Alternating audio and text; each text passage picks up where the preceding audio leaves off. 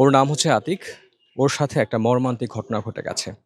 খতনা করাতে গিয়ে তার পুরুষাঙ্গের অর্ধেকের বেশি কেটে ফেলা হয়েছে এবং যে ফার্মেসি ডাক্তার কেটেছেন, সেই ফার্মেসি ডাক্তার ৳১,০০,০০০ বিনিময়ে এই ঘটনা ধামাচাপা দেওয়ার চেষ্টা করছেন। বাচ্চাটা এতিম, বাবা নাই।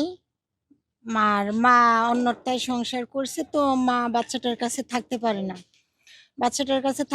বাচ্চাটা নানির কাছেই থাকে। নানি খুব কষ্ট করে চলে, তো সেরকম খাওয়া দাওয়া মানে খুবই ক্ষুধার্ত থাকে সারাদিন। নানি কাজ করে আনলে পরে বাচ্চাটা খায়, আর না আনলে না খেয়ে থাকে।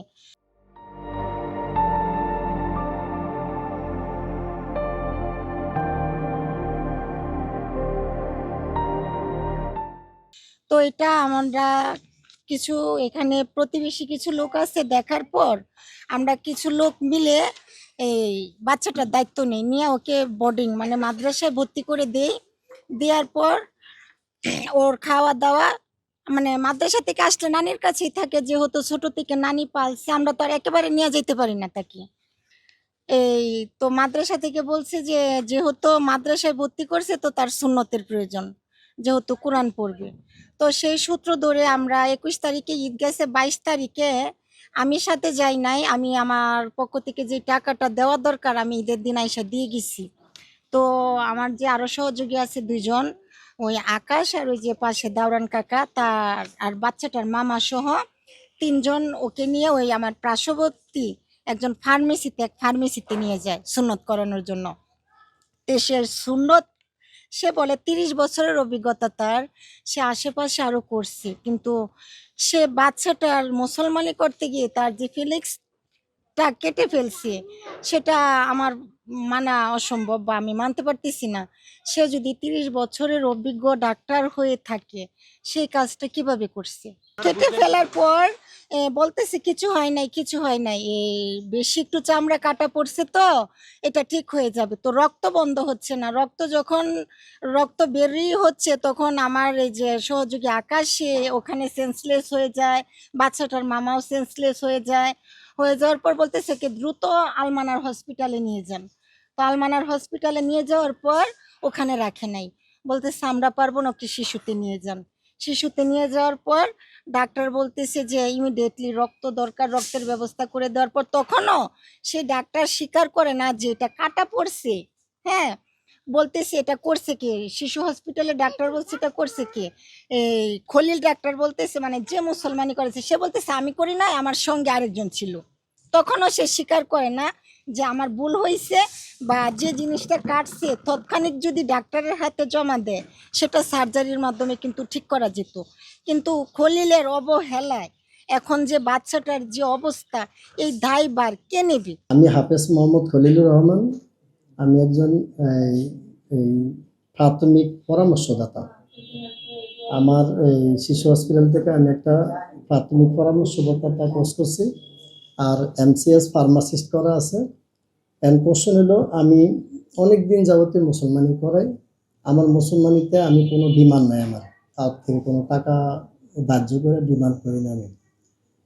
তো এই যাবৎ আমি প্রায় 15-20 হাজার বাচ্চা মুসলমানি করেছি 2000 সাল থেকে। আজ পর্যন্ত কেউ কোনো অভিযোগ নাই আমার উপরে। তো ঈদের পরের দিন একটা ছেলে নুরনবী নাম, তা আসছে 10টা 10:30 11টার দিকে। তা আয়সা বলতেছে যে আমরা মুসলমানি করাম। তাই বললাম বাচ্চার অভিভাবক কে?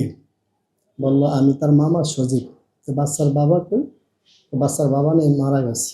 তা আমার একটা নিয়ম হলো অভিভাবক ছাড়া আমি এটা করাই না, যেহেতু দায়িত্ব নিতে হবে। তো সজীব বললো যে না, আমি তার মামা, আমি অভিভাবক, আপনি করান। তো আমি সেই সুবাদে করাইতে গিয়ে দেখা যাচ্ছে যিনি ধরছে, তো উনি নার্ভাস হয়ে গেছে, নার্ভাস হয়ে ছাইড়া দিছে। এরপরে ধরলো আরেকজন, এর ভিতরে বাচ্চা লাভ দিয়ে উঠছে বা লড়ালড়ি করছে, জোরাজোরি করছে, যার কারণে একটু পুরুষ অঙ্গটা একটু বেশি কেটে গেছে। তো যাওয়ার পরে আমি দেখলাম যে না, এটা আসলে অ্যাকচুয়ালি একটা দুর্ঘটনার মতন হয়ে রয়েছে, বা ব্লিডিং একটু বেশি যেতে পারে। আমি কি করছি, অবহেলা না করে, কেউর দিকে না চেয়ে আমি বাচ্চাটা আলমানা নিয়ে গেছি। আলমানা যাওয়ার পরে সেখানে দেখলাম যে ঈদ উপলক্ষে কোনো ডক্টর নাই। আমি অবহেলা ওইখানেও না করে দূরত্ব নিয়ে গেলাম কোথায়, শিশু হসপিটালে। সেখানে গিয়ে তাদের সাথে কমিউনিকেশন করে বাচ্চা ভর্তি করে যা যা খরচ লাগবে, যেখানে যা যা আনার সব কিছু ব্যবস্থা করে আমি ট্রিটমেন্ট দিছি। আজম এই সারা এলাকাতে কিন্তু মুসলমানি করায়, তারা কিন্তু কোনো প্র্যাকটিক্যাল কাজ করে না, কিন্তু আমি টুকটাক হলেও কিছু প্র্যাকটিক্যাল কাজ করছি। যেমন শিশুদের আমার একটা কোর্স করা আছে, ওইখানে আমাদের এই মুসলমানিরা প্র্যাকটিস করাইছে, দেখাইছে, আমরা ওইখান থেকে শিখছি। আর দীর্ঘদিন আজকে প্রায় 30 বছরে কাজ করি। এই যাবৎ আমার দ্বারা কোনো ধরনের অভিযোগ নাই আর হয়ও না। এবং আমি বেশিরভাগই করাইতেছে না, যারা করাইছে তারাই আবার লোক নিয়ে আসতেছে, দেখেন আপনার মুসলমান অনেক ভালো হয়, আমাদের পছন্দ হয়, আপনি করান। তো যারা পরিচিত বা অভিভাবক নিয়ে আসে, দেখে শুনে আমি করাই। কিন্তু এই বাচ্চার ক্ষেত্রে অভিযোগ ছিল যে বাচ্চার তো বাবা নাই, তো বাবা মারা গেছে, আমি মামা হিসেবে নিয়ে আসছি, মামা হিসেবে। সেই হিসেবে কিন্তু আমি করানো হয়েছে তাদের মানে এই রিকোয়েস্টের কারণে। এখন কত হইলো, আমি সর্বশেষ ডাক্তারের লগে থাইকা A to Z চিকিৎসা দিছি। ডাক্তার কখনো বলে না এই ফিনিসের মাত্রা কই লাগবে, আর আমারও তারা কখনো এটা বলে না যে এটা আসেনি। তাইলে আমি এটা নিতে কোনো প্রাপণ করতাম না, আর এটা আছে কিনা সেটাও আমি জানি না, বলেও না।